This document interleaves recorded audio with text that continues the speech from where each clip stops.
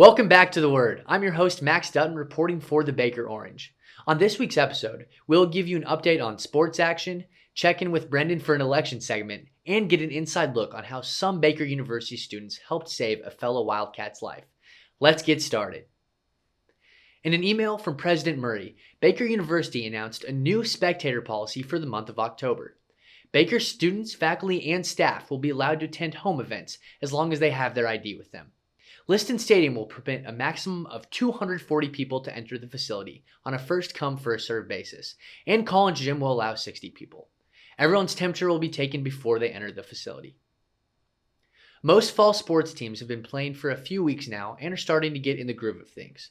This Saturday, the football team will take on Graceland University in their third game of the year. Cross country will travel to Cedar Rapids, Iowa to compete in the Seminole Stampede, and men's and women's soccer will host Missouri Valley College.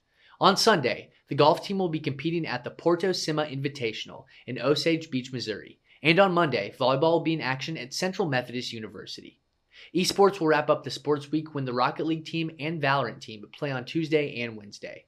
Now let's head over to Brendan on the Block, where Brendan HULLA asks you those tough questions regarding the 2020 presidential election. Welcome to Brendan on the Block. One of last week's biggest news stories was the presidential debate. Today, we're asking those tough political questions to find out your opinions on the presidential debates.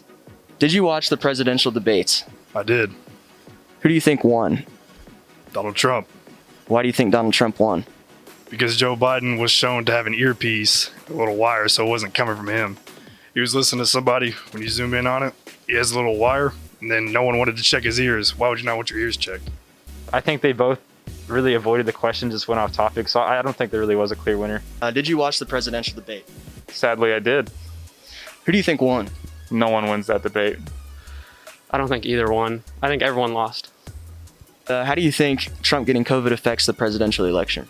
So I don't think it necessarily affects the election so much as just kind of him as a person, because I think it might change his outlook on it a little bit. And like KANYON said, I think it'll kind of help him run a little bit because he'll have a little more experience. Well, I'm so sorry that he has COVID. Of course, I wish him well. But how do I think the election is affected by it? Well, I'm sure that without the rallies, it would be harder, maybe, for him to go. But I also think that most people probably have their minds made up or have already voted. I feel like there was a lot of things last election that was going to negatively affect him, but they didn't seem like they did. So I don't know. We'll have to see.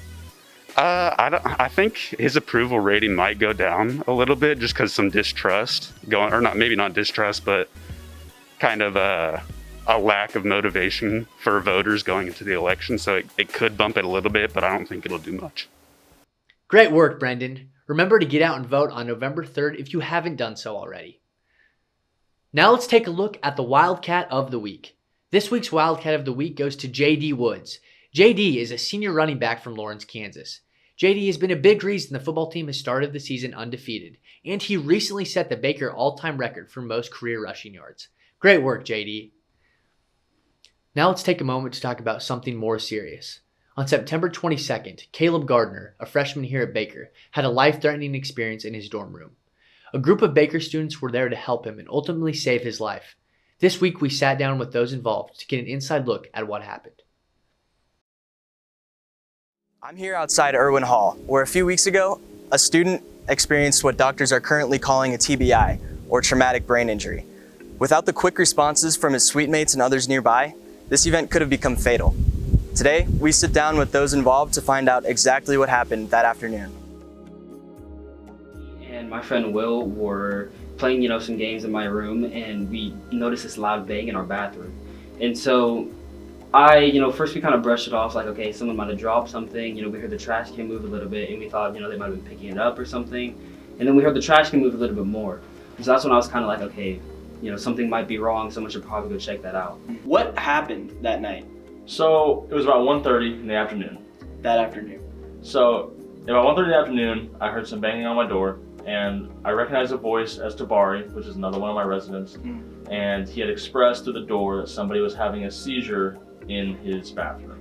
And my initial thought was, sounds like someone's having a hard time trying to put a trash can back up. Yeah. So then I decided to go get up and check it out. And in my head I was like, what if I walked in here and someone's like having a seizure?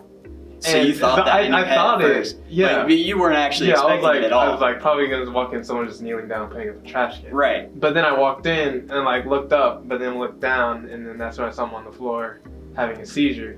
And it was probably about a split second of like, ooh, like, oh. Like, oh, something's not right here. Yeah, and then it went into, I gotta do something or something's gonna happen. All that's known is that I fell in the bathroom, had a brain bleed, 8mm brain bleed, and so when I fell, they don't know if the cause or if the fall caused the seizures or if the seizures caused me to fall. So I went in, I turned him on his side so he wouldn't choke on his tongue or his spit. I turned him on his side, put a towel under his head, and then waited for paramedics to arrive.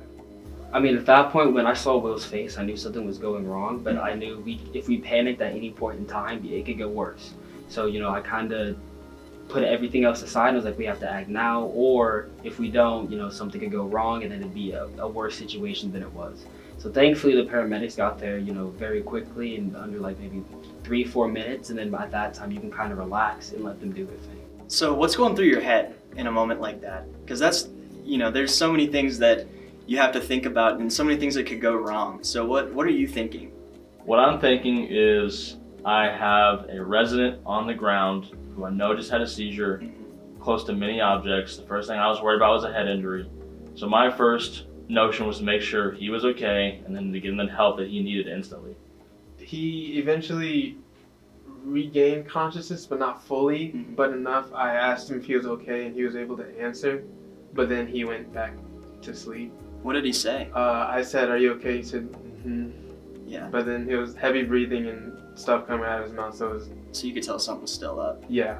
I know that it was a really interesting situation because he had no medical situations or anything, no problems, nothing like that. So it was kind of like a 1 out of a million, kind of situation. Right, like completely unexpected. For him to hit his head like that, yeah. Or what they say, hit his head like that and then cause brain bleeding, which caused the seizure. So yeah, so he fell and then he had a seizure. So that's what we were told, is that he probably slipped on something, maybe tripped, and he fell, hit his head on something, which I'm guessing was probably the counter from the way he was laying, probably hit his head on something, and that's what caused the seizure. It was hectic for a second, a lot of bodies walking in, about 7 paramedics in total, including a police officer and campus security. Yeah, when they came in, I had him propped up, and then I saw them come in, and I was like, okay, this is kind of all over the place. So then I was just like, I guess I should let you guys take the wheel. They didn't know, all they heard was they heard me fall, and so they thought something was wrong, and then they heard when I started seizing, I guess I was hitting the trash can and it was bumping it into the wall, and then that's when they knew to run in. And that's just what's crazy to me, is how people you've never even met before will come in to make sure that you're okay. Just thank you. You legitimately saved my life. Like, you can't even sugarcoat it. Like, you literally saved my life. Thanks for joining us on this episode of The Word. Remember to keep up to date with all things Baker Orange by following us on Instagram, Twitter, Facebook, and YouTube at Baker Orange. While you're at it, you can also follow the Twitter page for our show at BU_The Word. See you in 2 weeks. And while you're at it, be sure to follow our Twitter page at BU_. What are you doing? Dude, get off the set. Max Dutton, Max Dutton. Did you say Max Button? I said Dutton. Like the Max Dutton? Yeah.